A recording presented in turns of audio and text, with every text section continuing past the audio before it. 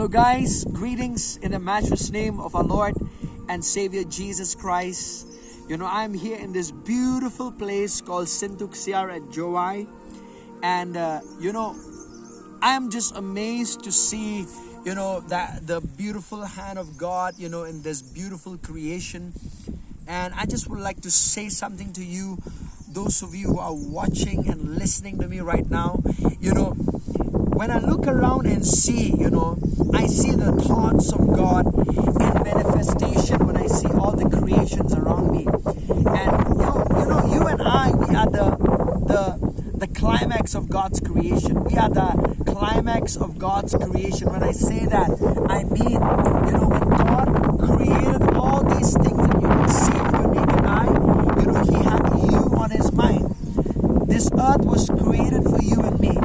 So if God had such a beautiful plan to create all these beautiful things, just think about the plans and the purpose that He has for your life. You are created in the image and the likeness of God. And before God created any of these things, you were in the mind of God. So I would like to say this to you. You could be in a dilemma right now. You could be in a situation where you are confused and there are a lot of doubts and fears about your life, about the future to come.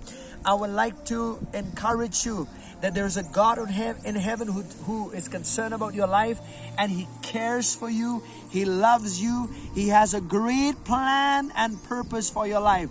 Jeremiah 29 verse 11 says, "For I know the thoughts that I have towards you, says the Lord, thoughts of peace and not of evil, to give you hope for a future.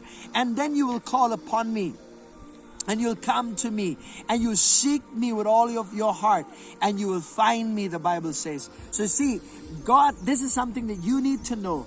God is so willing to reveal and to unveil the plans and the purposes that He has for your life. But you have to seek Him for that. You have to seek God.